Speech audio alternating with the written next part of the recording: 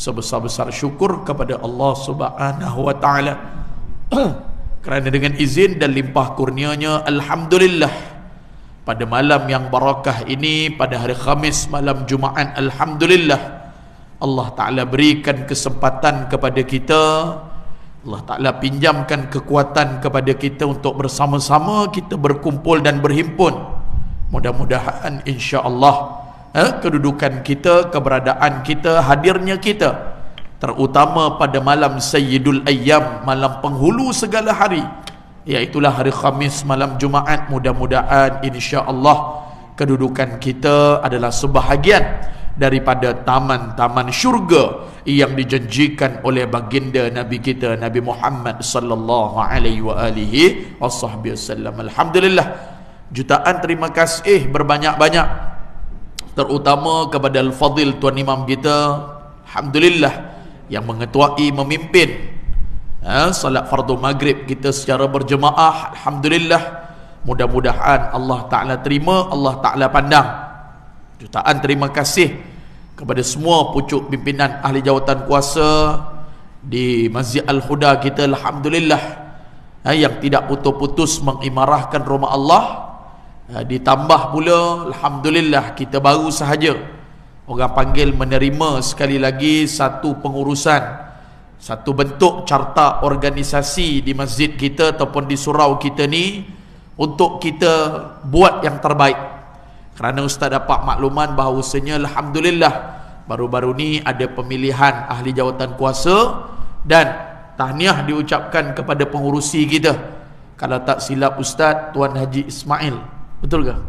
Betul Nah, alhamdulillah, mudah-mudahan pucuk pimpinan ataupun pengurusan ataupun lebih kita katakan pasukan kita, mudah-mudahan terus dapat mengimarahkan, terus dapat kita katakan menarik lagi ahli qaryah kita, ahli jemaah kita untuk terus orang kata menghidupkan ataupun kita katakan untuk mempelbagaikan aktiviti-aktiviti di dalam masjid kita. Baik, jadi tuan-tuan yang rahmati oleh Allah Subhanahu wa taala, insya-Allah pada malam barakah ni kita nak sambung pengajian berkitab kita insya-Allah, yang mana kita last Ustaz tanda kita berjumpa bulan 10. Bulan 11 Ustaz ada keuzuran, okey, tak dapat datang. Bulan 12 tahun lepas lah, dengar tu macam lama tu kan, tahun lepas, iaitu bulan lepas datang, tapi ada sedikit kesilapan daripada guru kita ataupun asatizah kita, ada sedikit kesilapan lah. Jadi Ustaz dengar pula pada bulan yang lepas kan. Jadi alhamdulillah malam ni Allah Ta'ala beri kesempatan untuk sambung pengajian kita. Baik, kata pengarang rahimakumullahu ta'ala di dalam kitabnya, bismillahirrahmanirrahim, qala musannifu rahimakumullahu ta'ala wa nafa'na bihi wa bi'ulumihi fid daraini amin ya rabbal alamin. Kata musannif rahimakumullahu ta'ala, bermula perkara yang haram pada orang yang tiada berwuduk itu 3 perkara. Okey, maksudnya kita tak ada wuduk lah. Okey, kita panggil Allahumma salli ala Sayyidina Muhammad bukan dalam bersuci. Sebab bersuci ni sangat penting. Sehingga dalam hadis sebut Sayyidina Bilal bin Rabah tak pernah luput daripada bersuci. Maksudnya tak pernah luput, mudah katalah 24 jam dalam keadaan bersuci, that's mean ada wuduk. Tu yang Nabi tu Allah Ta'ala campakkan dalam wahyu tu. Nah, ikut rapat dengan aku dalam syurga ni, siapa dia tapak kaki ni? Kalau kita katalah follow dekat, betul lah orang berjalan. Ada orang tanya saya baru ni, Ustaz, dalam syurga mana ada orang lagi? Dalam neraka pun tak ada orang lagi. Betul tak? Habis macam mana Nabi boleh tahu? Itulah dia panggil mukjizat yang Allah Ta'ala berikan kepada Rasulullah melalui perantaraan wahyu. Dia panggil perkara sam'iyat, dia panggil. Betul? Perkara sam'iyat, benda tak berlaku lagi. Tu kiamat tu berlaku dah. Macam mana Nabi tahu Dajjal boleh turun, Dajjal boleh keluar, Nabi Allah Isa alaihissalam boleh turun, Al-Imam Mahdi akan dibai'ah, Ya'jud wa Ma'jud akan keluar, akan terbit matahari daripada sebelah barat. Macam mana Nabi boleh tahu? Okey, jadi samalah perkara-perkara yang Allah Ta'ala pinjamkan kepada Rasulullah. Okey, jadi kenapa ni follow rapat? Maka Allah Ta'ala zahirkan kepada Nabi Sayyidina Bilal bin Rabah. Tanyalah Sayyidina Bilal bin Rabah. Kalau kita lah sahabat, Syekh, ana mimpi semalam entah. Bahasa kita lah tu. Okey, Nabi tanya kepada Sayyidina Bilal bin Rabah, wahai Sayyidina Bilal bin Rabah, apakah amalan kau ni? Aku bermimpi baru-baru ni kau ikut rapat di dalam syurga bersama dengan aku ni. Yalah, ada Sayyidina Abu Bakar, Sayyidina Umar, Sayyidina Ali, Sayyidina Uthman. Ada. Allahumma salli ala Sayyidina Muhammad, Sayyidina Hamzah, Abdul Rahman bin Auf, Muaz bin Jabal, Abu Darda. Ada belaka. Beberapa orang yang Nabi SAW jamin kepada syurga, tapi kau follow rapat. Apa pasal? Apa amalan yang buat? Orang tawaddu', orang rendah diri. Dia jawab, tidak ada perkara yang terlebih mengetahui melainkan engkau dan Allah Subhanahu wa ta'ala. Atau orang rendah diri. Walaupun sebenarnya boleh jawab, kalau ikutkanlah, oh saya macam ni ya Rasulullah, saya macam ni, tapi atas jalan adab, ya Rasulullah, tidak ada perkara yang terlebih tidak ada perkara yang terlebih engkau tahu berbanding semuanya duduk pada milik engkau, duduk pada pengetahuan kau. Okey, tak apalah, kata Rasulullah, aku nak tahu juga. Pertama, kata Sayyidina Bilal bin Rabah, aku tak pernah luput daripada tinggalkan ataupun gugurkan, kita panggil taharah, suci itu, wuduk tu. Tak pernah luput, tak pernah tinggal. Antara perkara yang kita yakin bahawasanya kita duduk dalam keadaan bersuci, dan telah terbukti penyakit-penyakit, kalau kita diajar dulu hand sanitizer, bagus, tetapi Islam ajar terlebih dahulu, tolong beratkan bab wuduk. Nak musafir, apatah lagi nak masuk dalam masjid, nak pergi kerja, nak keluar. Sekarang ni kita tengok ada sedikit peningkatan. Daripada sudut wabak COVID ni mula naik dah. Baru ni ustaz demam, baru ni sesama pergi klinik semua pakai face mask dah. Kita pun pakai juga. Kan? Yang heran tu kadang-kadang tu COVID ni dia nak dekat Ramadan dia sampai. Tu kadang-kadang heran juga tu. Tapi dia tak kira. Betul tak? Dah bagi 2 tahun duduk dalam rumah pun tak beringat-beringat lagi. Betul? Dengan hiburannya, dengan konsertnya, dengan itu maksiatnya. Minta maaf, bukan ustaz minta, lebih daripada tu pun Allah Ta'ala boleh bagi. Bukan kita minta, na'udzubillah min zalik. 2 tahun ibrah Allah Ta'ala bagi pada kita. Tak pernah dalam hidup boleh semayang jarak lah. Saya yakinlah yang ada sekarang paling tua, paling berusia berapa dalam masjid kita malam ni? Katalah 60 tahun, 70 tahun. Sebelum ni ada tak semayang jarak? Belum lagi. Ni PKP 2020 dulu. Belum lagi lah dalam sejarah sampai salam tangan habis semayang pun tak boleh. Masing-masing kena jaga. Dulu macam mana? Tunduk. Belum lagi lah dulu dalam sejarah pergi mana-mana masuk ada temperature tu. Tembak dahi tu. Kadang-kadang tak kena tu, ambil benda tu, temperature tu, tekan. Nampak? Jadi bukan kita minta. Tetapi 2 tahun Allah Ta'ala bagi pengajaran kepada kita. Jadi secara ringkas, jaga bab wuduk nombor 1. Okey?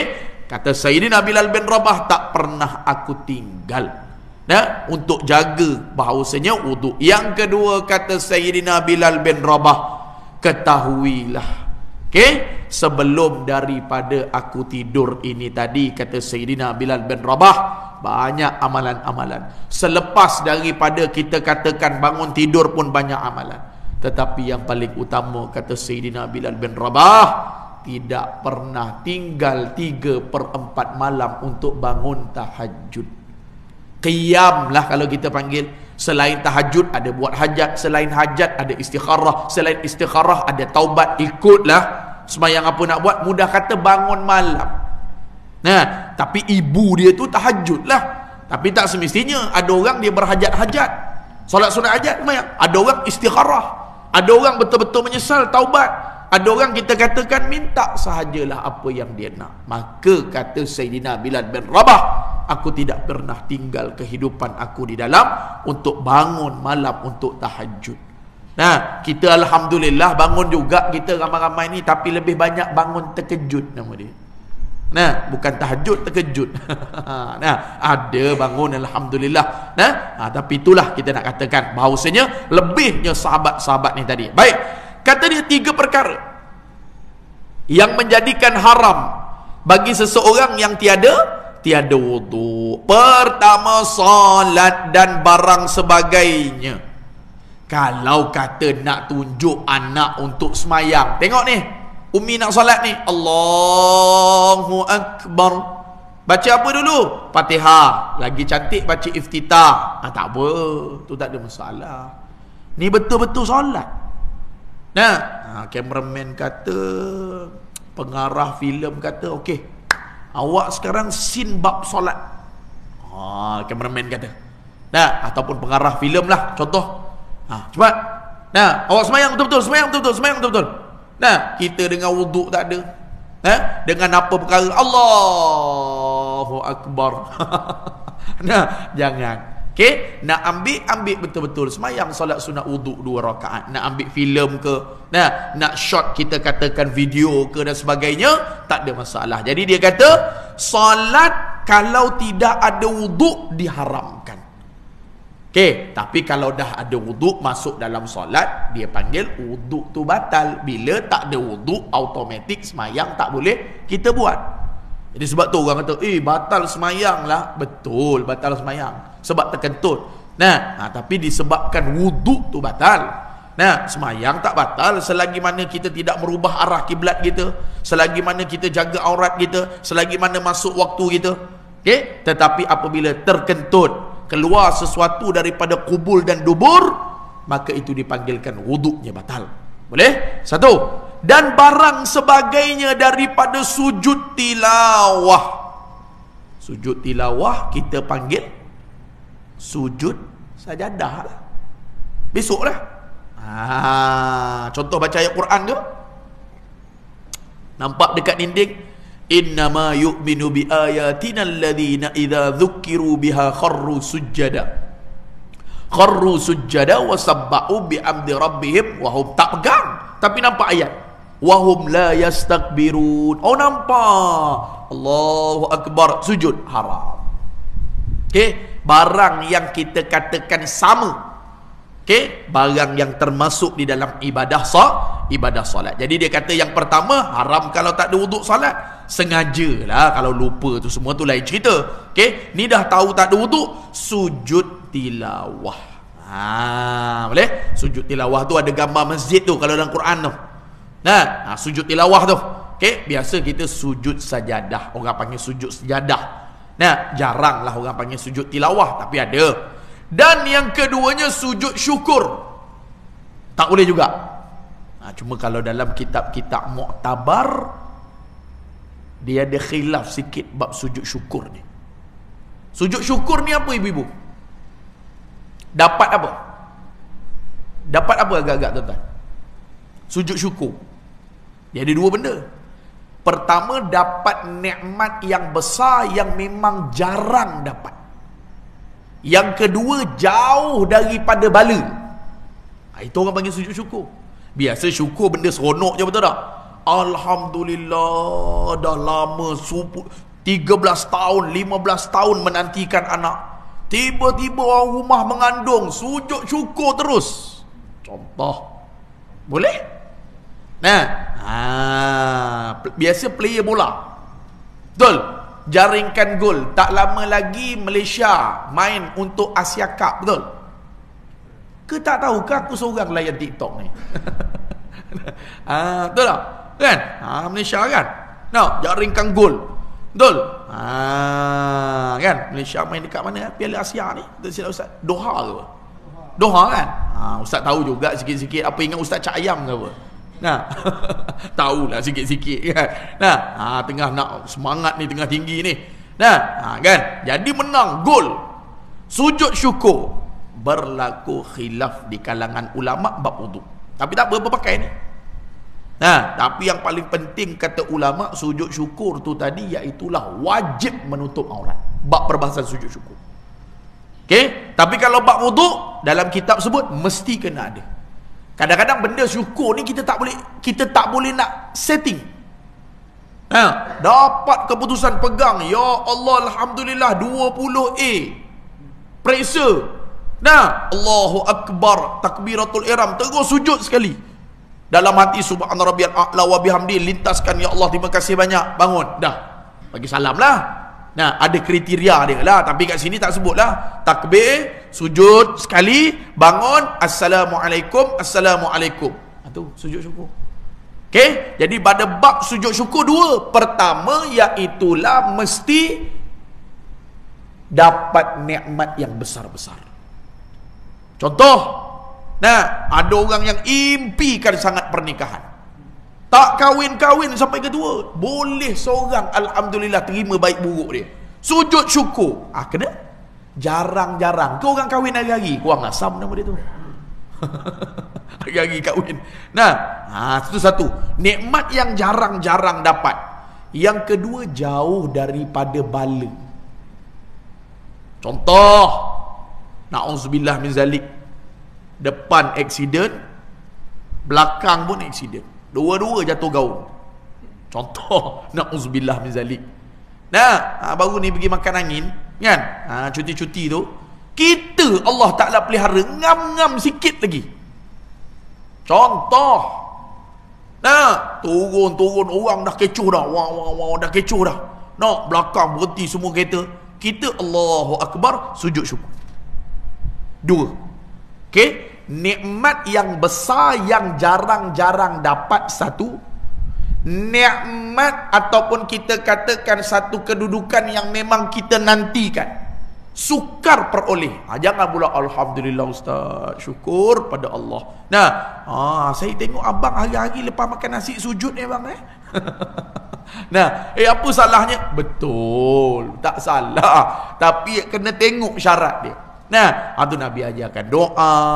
Nah, Nabi ajarkan contoh 10 tahun tak boleh datang masjid dah, tiba-tiba pergi urut ke, fisioterapi ke, alhamdulillah dengan izin Allah. Boleh. Okey, satu. Yang kedua, jauh daripada bala. Tapi sujud syukur, qaul mu'tamad, mesti you tutup aurat. Nah, dia kadang-kadang benda kita dapat nikmat ni tak sangka tuan-tuan. Betul? Dapat nikmat ni, ya Allah, ataupun jauh daripada bala, Allahu Akbar, terus sujud syukur. Kadang-kadang kita tak, ambil uduk dulu ambil dulu. Nah, kadang-kadang kita straight to the point. Kadang-kadang, ya Allah. Nah, Allah Ta'ala peliharakan. Okey, jadi dia sebut dekat sini, tapi dalam kitab dia kata, kalaulah dah tahu dah 20A, balik ni aku memang nak sujud syukur. Contoh, mesti kena ambil uduk. Nah, alhamdulillah dapat anak, orang rumah bagi tahu dekat kedai makan tadi, candlelight dinner. Nah, takkan nak sujud dekat candlelight dinner tu, pelik orang kata ayah pin ke apa ni. Nah, balik dululah ambil uduk. Yes, itu yang dituntut. Dua. Dan yang ketiga, khutbah Jumaat besok ni. Nah, tak boleh baca khutbah tak ada uduk. Khutbah satu, khutbah dua. Kenapa dia tulis khutbah Jumaat? Saja share dengan ustaz, kenapa dia tak boleh tulis khutbah ni? Dia tulis khutbah Jumaat. Siapa boleh jawab? Tak ada wuduk, tak boleh khutbah Jumaat. Kalau kata sedang khutbah, dia mesti kena turun, ataupun mesti dia kena keluar, pergi ambil wuduk, sambung balik. Kenapa dia tulis khutbah Jumaat? Dia tak tulis khutbah. Berjawab seorang ustaz saja malam ni share. Maklumlah awal-awal tahun baru ni kan. Nah, siapa boleh jawab? Dua rakaat. Okey, dia menggantikan 2 rakaat. Sebab tu dia kena wudu.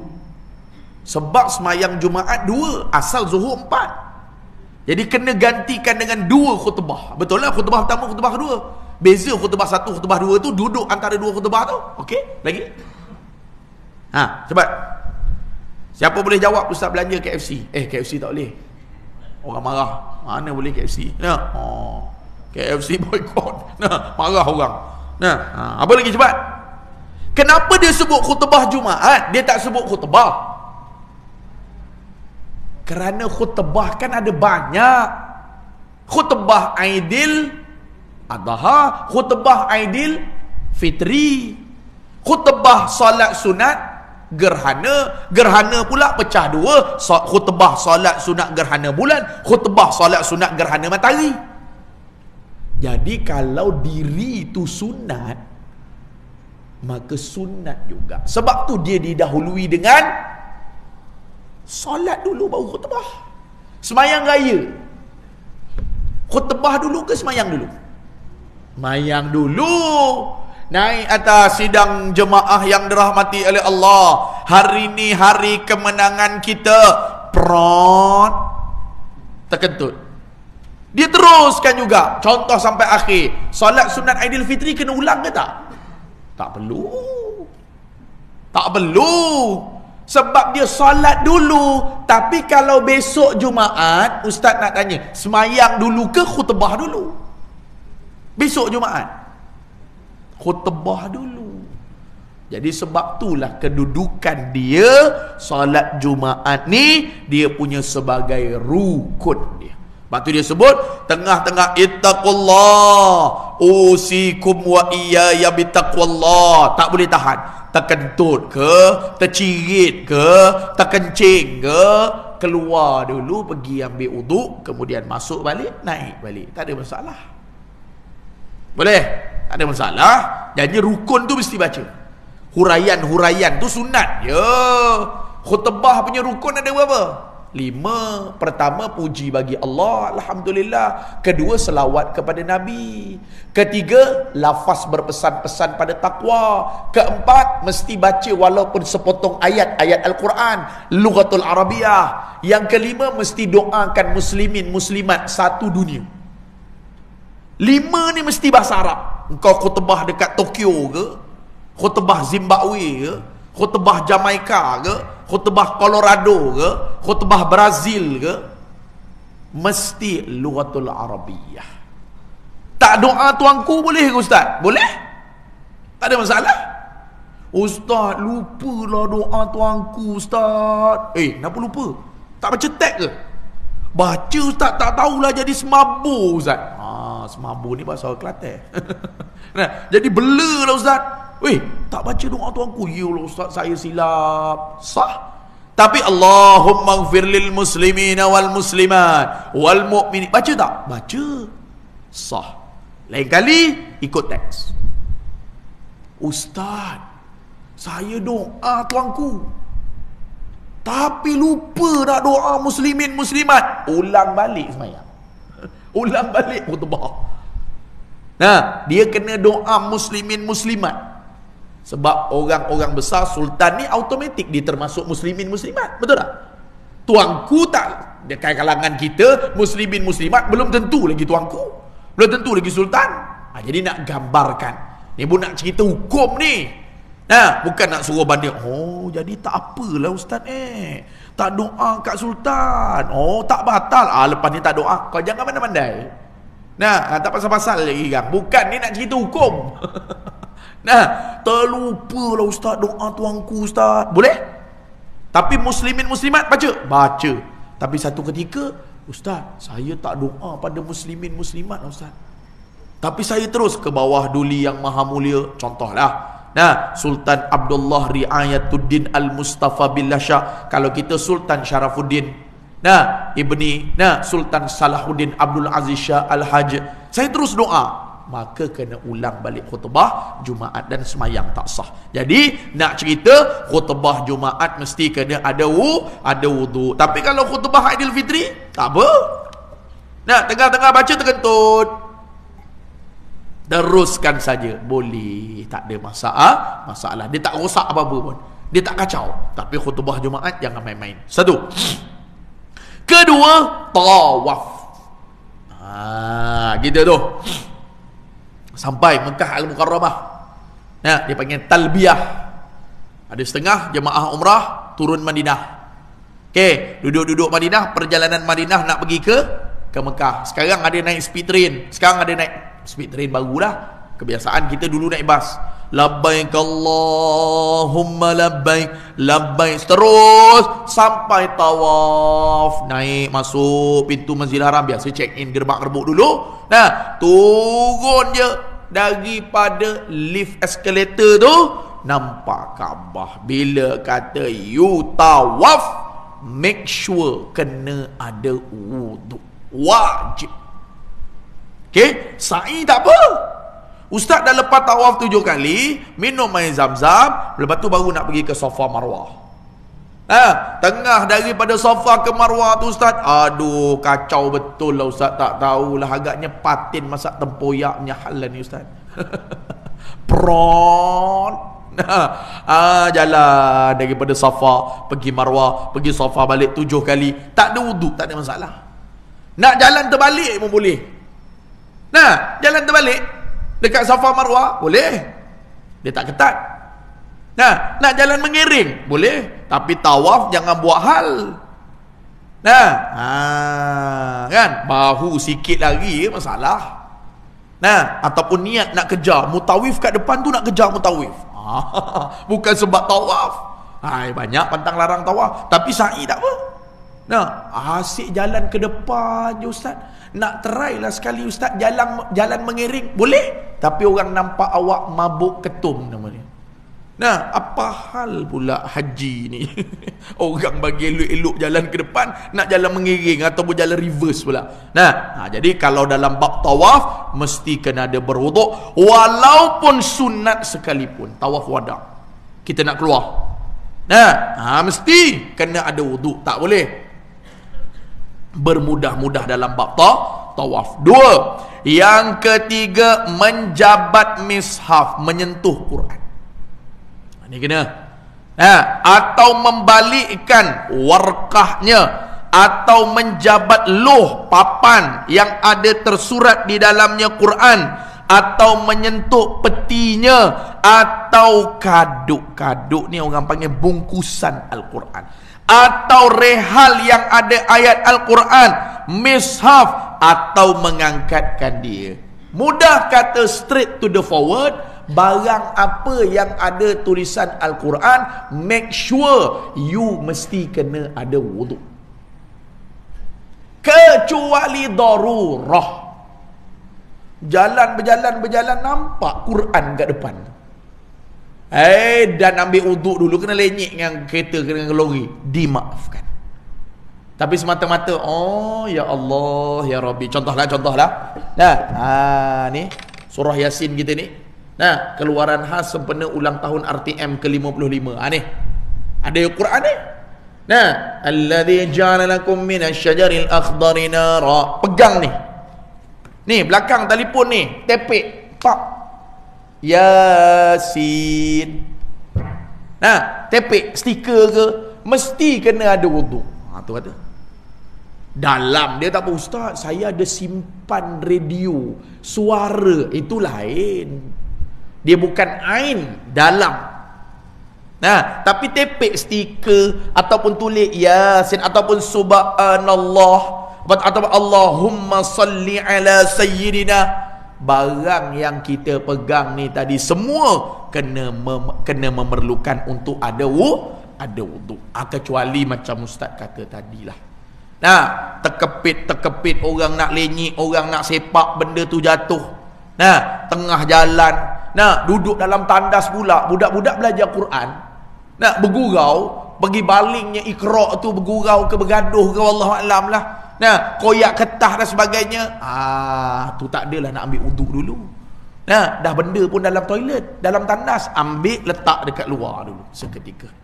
Boleh? Mudah kata, benda apa saja nak pegang, nak pikul, nak jabat, nak pegang, ataupun tempat bungkusannya, maka memerlukan untuk ada wuduk. Habis. Dan haram lagi dia masuk lagi pada orang yang berjunub itu 5 perkara. Ni dalam bab-bab ni nampak je senang. Betul dia buat kursus kahwin. Dulu zaman tuan-tuan jarang ada kursus kahwin. Ustaz pernah tanyalah, Kaum ibu-ibu ustaz mengajar, dia orang kata start kursus kahwin tahun 90-an tu. Kalau tak silap lah. Zaman 70-an. Siapa kahwin zaman 70-an? Cuba angkat tangan sikit ustaz nak tengok. Ada kahwin zaman 70-an? Tu ada seorang jemaah kita. Ada tak masa tu kursus kahwin 70-an? Tak ada kira. Ada? Tak ada. Tu saya kata. Boleh kahwin elok. Sekarang tak ada sijil nikah. Sijil nikah. Tak ada sijil kursus, tak boleh. Kau pergilah mana-mana Tok Imam. Sedangkan syarat nak kahwin apa kena mengena sijil nikah pula. Syarat nak berkahwin, rukun nikah 5, pengantin laki, pengantin perempuan, ijab dan qabul, 2 orang saksi, wali. Nah, tapi sekarang undang-undang. Tu dia. Pergi tanya. Nah, orang-orang yang kita kata jauh daripada agama Allah, saya memang setuju 100%. Kalau buat kursus nikah ni, kursus kahwin ni. Nah, mandi wajib pun tak reti. Nah, nak niat pun tak reti. Qasdun syai'un muqtarinan bi fi'li. Tak reti. Ustaz saya bingung lah ustaz. Mujur tanya. Alhamdulillah. Ada yang tak apalah. Saya jumpa baru ni tuan-tuan. Saya saja nak share dengan tuan-tuan lah. Saja bab nikah kahwin ni lah. Bab berjunub ni biasa kalau kita orang lelaki nikah kahwin lah. Kalau orang perempuan period lah. Nah, ada besar biasa orang lelaki junub lah. Kan? Saya pernah jumpa, bukan pernah jumpa, baru ni saya buat kes. Dia geram dengan bini dia. Dia cerainya Ba'in Kubra terus. Ba'in Kubra ni talak 3. Kalau dia panggil 1 dengan 2 tu, dia panggil talak raj'i. Aku ceraikan kau talak 3. Dia pun datang jumpa. Saya kata kalau ikut hukum ni, memang automatik kalau kau nak balik bini kau cedera buta. Dia panggil Ba'in Kubra. Tapi saya dalam keadaan geram. Macam ni lah saya kata. Pergi naik pejabat Pahit Ulu Langat Kelang, Pahit Ulu Langat tu, di Bangi tu. Pergi tanya. Okay, kalau ikut hukum memang jatuh. Sampai ke sudah tak tanya. Lepas tu saya dengar maklumat lah. Ni kawan-kawan zaman sekolah dululah tanya si pulan. Dia kata duduk elok bersama.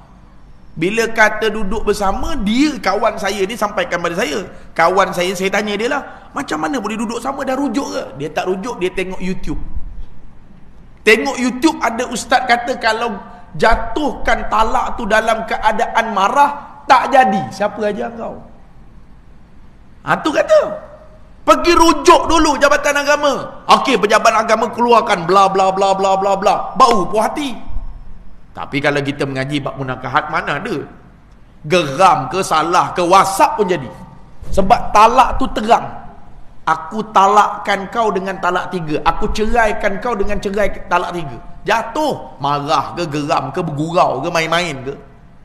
Dan memang tu sah bini dia.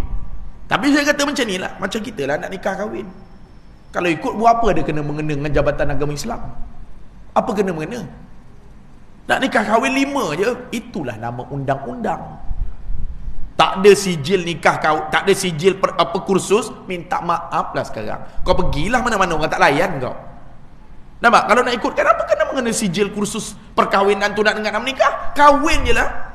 Tak boleh. Samalah macam ni. Kalau nak ikutkan apa kena mengena pula. Talak 3 dah tanya ustaz kata kalau tengok zahir jatuh. Tapi macam ni, kita naik kepada atas, tanya. Nak telefon ke, nak pergi jumpa, sampai ke ni. Wallahualam, tuan-tuan yang rahmati oleh Allah. Tu kita bimbang ni. Bimbang sungguh-sungguh. Ya Allah, na'udzubillah min zalik lah. Wallahualam zina ke apa ke, wallahualam. Tak tanya. Kawan ni bagi tahu, dia tak tanya lah ustaz. Saya tanya di depan-depan. Dia tak tanya, tapi dia rujuk kepada YouTube. Tengok Google. Kalau talak 3 dengan marah, tak tahulah siapa dia bercakap tu, wallahualam lah. Saya kata pergi rujuk Pahit pejabat agama, tanya. Sampai ke sudah tak tanya. Ni berapa ramai yang dah tahu. Yang tak tahu bab mandi wajib, berjunub, tengok.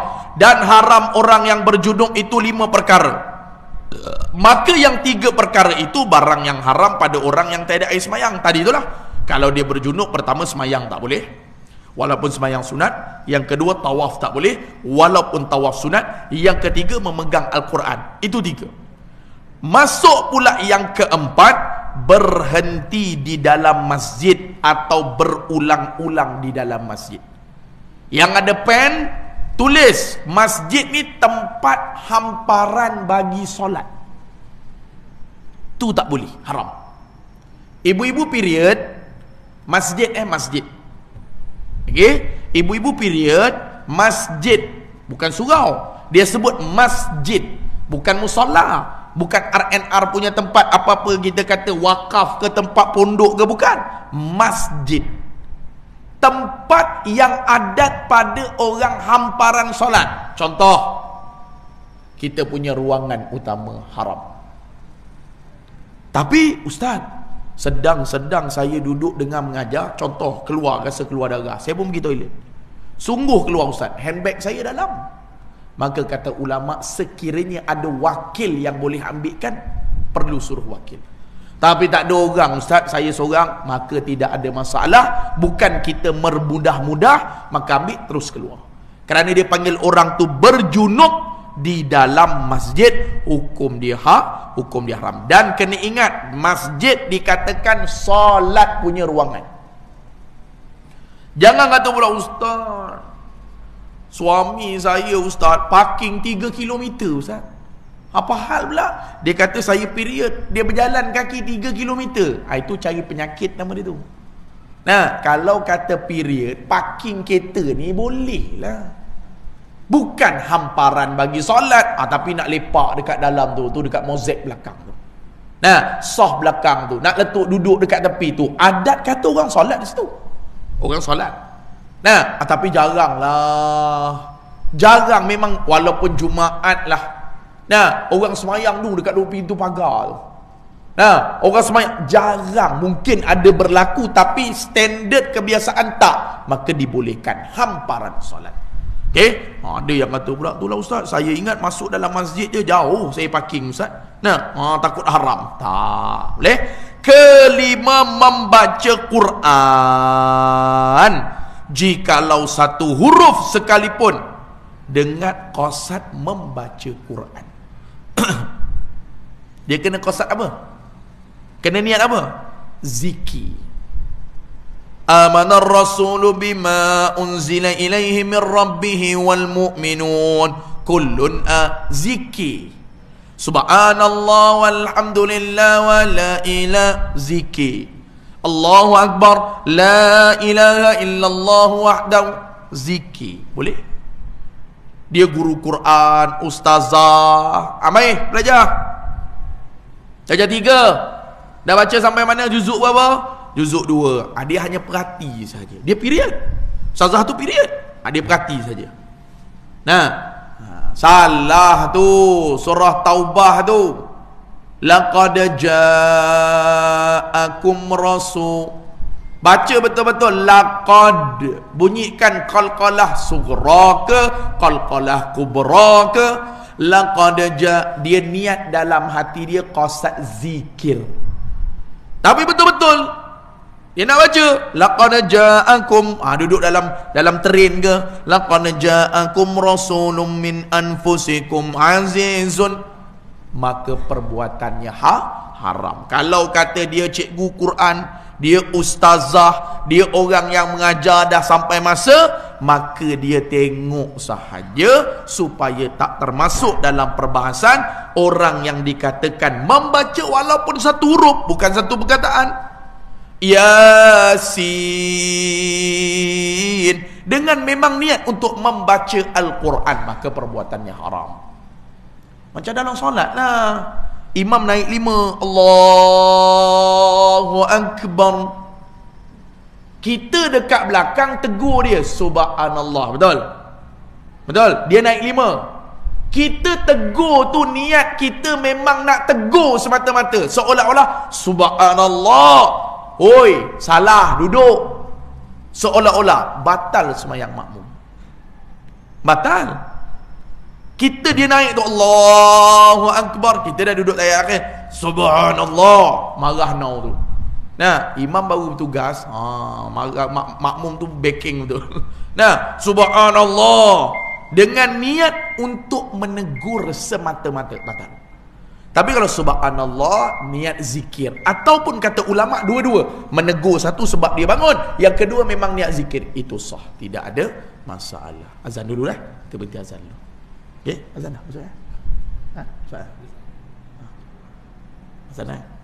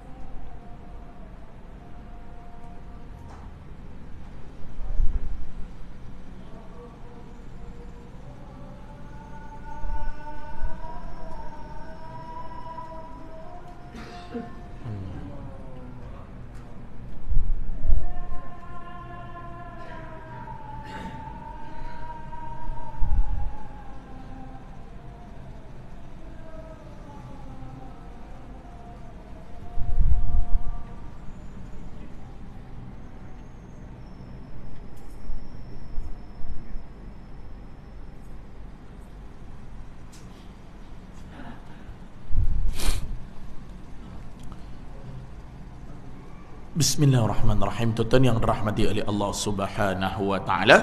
Allahumma salli ala sayidina Muhammad. Kita sambung sikit tuan-tuan. Jadi kata dia qasad berkenaan dengan qasad. Nah, dengan makna kita punya niat kita untuk membaca Al-Quran sekiranya dalam keadaan berjunub. Maksudnya kalau orang lelaki dia belum mandi wajib lah. Nah, dia nak baca tu ke, dia nak pegang Quran ke, dia nak alih buku Yasin ke. Nah, wajib kepada dia mesti mandi wajib terlebih dahulu. Jadi kalau tak mandi wajib, perbuatannya haram. Nah, jadi jelas kepada kita bahawasanya kalau orang yang dalam keadaan janabah, orang yang dalam keadaan tiada mandi wajib. Jadi dia akan ceritakan nantilah. Nah, bagaimana keadaan kita yang sebenar untuk masuk di dalam ibadah, pastikan bab taharah. Innallaha yuhibbut tawwabin wa yuhibbul mutatahhirin. Tentang apa paling Allah Taala kasih, pertama orang yang sentiasa dalam keadaan bersuci, orang yang sentiasa dalam keadaan bertaubat meminta ampun kepada Allah. Ini dua golongan. Nah, kalau mengaji dalam kitab-kitab yang besar lagi, kitab-kitab orang panggil kitab-kitab yang menceritakan fadailul amal, orang yang bersih ni, jaga diri ni, Allah Ta'ala luaskan rezeki. Selain daripada dia hubungan silaturahim, selain daripada dia khidmat mak ayah dia, orang yang luas rezeki ni, kata Nabi SAW, orang yang duduk dalam keadaan bersih. Allah Ta'ala luaskan rezeki dia. Nah, tapi macam Ustaz kata lah, rezeki jangan nampak duit je, sihat dia, anak dia boleh dengar kata. Orang yang jaga kebersihan ini tadi terutama kepada bagi diri dia sendiri. Jadi tuan-tuan yang dirahmati oleh Allah Subhanahu wa taala, kita perlu faham kedudukan yang paling besar. Nah, kedudukan yang paling tinggi di sisi Allah Subhanahu wa taala tidak lain dan tidak bukan adalah orang yang sentiasa bertaubat. Setengah riwayat sebut 70 kali Nabi bertaubat sehari semalam. Setengah riwayat sebut 100 kali meminta keampunan kepada Allah. Tambah-tambah kita manusia akhir zaman ni, tak mencari-cari kesalahan orang kadang-kadang. Allahumma salli ala sayyidina Muhammad, mudah sangat menabur fitnah dan sebagainya. Maka kata Rasulullah sallallahu alaihi wasallam, perbanyakkan untuk istighfar, perbanyakkan untuk bertaubat, mudah-mudahan diampunkan oleh Allah. Cuma kalau dosa berkenaan dengan manusia, itu mesti kena pergi settle dengan manusia. Hutang tak jadi, minta ampun. Hutang, sampaikan Nabi dalam satu riwayat dalam kitab Zahratul Murid fi Aqaidit Tauhid, cerita Nabi tak nak semayang pada orang mati dalam keadaan berhutang. Bukan kata Nabi kata dia masuk neraka, kedah. Orang yang mati dalam keadaan berhutang ni, dia ada hak dengan orang lain. Kata Rasulullah, kalau aku semayang kepada orang yang mati dalam keadaan berhutang, sedangkan dia tak punya harta untuk dibayar oleh ahli warisnya, dia meninggal pun tak ada harta, tapi dia berhutang. Kalau ada harta, senang pergi settle. Kata Nabi SAW, aku tak boleh semayang pada jenazah ni, kerana kalau aku semayang, clear semua dosa-dosa dia. Jadi tak adil. Sedangkan si mati ada berhutang. Maka tertanya-tanya, habis macam mana? Menangis ahli keluarga, sahabat-sahabat. Macam inilah datang Abu Qatadah jadi gerantor, jadi penjamin. Nah, macam inilah Rasulullah, kalau macam tu saya jadi tukang bayarlah, tapi saya minta masa sikit untuk cari duit, untuk cari kelengkapan apa-apa yang patut, harta untuk bayar. Baru Rasulullah semayang, baru solat. Habis settle tu, dalam riwayat cerita, kali pertama Rasulullah jumpa Abu Qatadah. Abu Qatadah, dah bayar ke belum? Belum lagi Rasulullah. Satu. Kedua jumpa lagi, Abu Qatadah, dah bayar ke belum? Belum. Tiga, sampai Abu Qatadah sorok belakang pohon tamar, segan. Kalau Rasulullah tanya, mesti aku tak boleh jawab, mesti belum bayar. Akhirnya jawab bahawasanya belum. Kali keempat, belum sempat Rasulullah tanya, Abu Qatadah meluru. Rasulullah ni baru sekejap ni bayar. Rasulullah, alhamdulillah, baru sekejap. Kata Nabi SAW, saat kamu bayar itulah baru ruh arwah diangkat oleh Allah Subhanahu wa ta'ala. Jangan main-main. Kalau hak sesama manusia tak boleh, dia kena pergi settle. Sama juga dulu, zaman-zaman dulu kita kerja, ada ambil duit rasuah, ada ambil duit dengan jalan zalim dulu. Habis sekarang bertaubat, alhamdulillah, lepas tu harta tu jadi halal. Tak. Dulu zaman-zaman kita ada pengaruh, dulu zaman-zaman kita pangkat besar, dulu kita meniaga toket-toket besar. Contoh, ada duit haram, ada duit riba, ada duit rasuah, ada campur lah. Cuma kita tahu, Ustaz, saya tak buat makan tu, Ustaz. Dia nampak makan yang diharamkan tu masuk mulut. Nabi sebut makan, ulama tafsir sumber. Dia kata, saya tahu Ustaz tu duit haram, tapi saya tak makan. Saya beli tanah. Yang tak tahan, dia datang jumpa saya beli iPhone. Ada. Nah, saya dah bertaubat dah, Ustaz. Baguslah bertaubat, alhamdulillah. Tapi apakah harta itu dah jadi halal? Hak sesama manusia tu, apa nak buat? Maka kita rujuk ulama-ulama, guru-guru kita, dia kena ganti, bukan tepat, bukan kata berapa, dia pun tak ingat berapa exactly, berapa tak tahu, anggaran dia kena guna atas jalan maslahah. Oh, dengar surau Al-Huda, Masjid Al-Huda nak buat tandas tu, dia bagi duit tu pada tu. Berapa agak-agak total? Berapa? Tak tahulah ustaz. Lebih kurang berapa? 1 juta ada kalau ustaz. Uyai, 1 juta rasuah. Lebih kurang lah ustaz. Contohlah. Nah, duit tu bertukar jadi halal ke lepas bertaubat? Bertaubat satu hal. Nah, mana duit tu? Syarat kata kena ganti balik. Ganti tu mana? Takkan nak pulang kat orang tu balik. Kita pun tak tahu duduk mana, dekat mana kita ambil. Kena guna atas jalan maslahah. Oh, dengar ada pusat kebajikan orang tua tu. Oh, dengar tu dia kata dia nak naik 2 tingkat, nak renovation. Kelulusan majlis pembandaran pun dapat dah. Berapa nak? 300,000 pam sana. Oh, dengar kata ada taman permainan kanak-kanak nak repair. Nah, rosak dah, longsor lah, papan anjal lah, habis belaka dah. Berapa nak? Oh, itulah tengah cari dana lah Persatuan Penduduk. Berapa nak? 200,000 pergi bagi untuk maslahah awam. Harta tu tak jadi halal lepas awak bertaubat. Jadi dia hak sesama manusia dia berat. Okey, tetapi hak sesama dengan Allah Subhanahu Wa Taala, kita betul-betul tak mau ulangi lagi perbuatan maksiat kita. Mudah-mudahan Allah Subhanahu Wa Taala ampunkan kita. Jadi nanti tuan-tuan yang dirahmati oleh Allah, Ustaz sambung lagi lah pada perbahasan yang akan datang. Waktu kita pun dah habis dah. Ustaz dapat makluman ada tahlil sikit sekejap lagi tuan-tuan yang dirahmati oleh Allah. Jadi mudah-mudahan Allah Ta'ala beri kebaikan kepada kita. Ada rezeki nanti kita sambung lagi kuliah kita di sesi yang akan datang, iaitulah kata pengarang kitab rahimakumullah Ta'ala. Dan yang tidak boleh dilakukan bagi perempuan yang haid, nifas, wiladah, itu 10 perkara pula. Okey, nanti insya-Allah ada rezeki nanti kita sambung lagi pada kuliah-kuliah yang akan datang. Yang baik tu datang daripada Allah, salah dan silap tu datang daripada ustaz.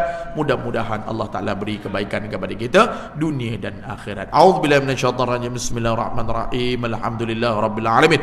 Wassalatu wassalamu ala asyrafil anbiya'i wal mursalin wa ala alihi wassahbihi ajma'in. Allahumma zidna wa la tanqusna wa akrimna wa la tuhinna wa atina wa la tahrimna wa athirna wa la tusir alaina wardina warda'na ya maulana. Da'wahum fiha subhanakallahumma wa tahiyyatuhum fiha salam wa akhiru da'wahum alhamdulillahi rabbil alamin. Assalamualaikum warahmatullahi wabarakatuh.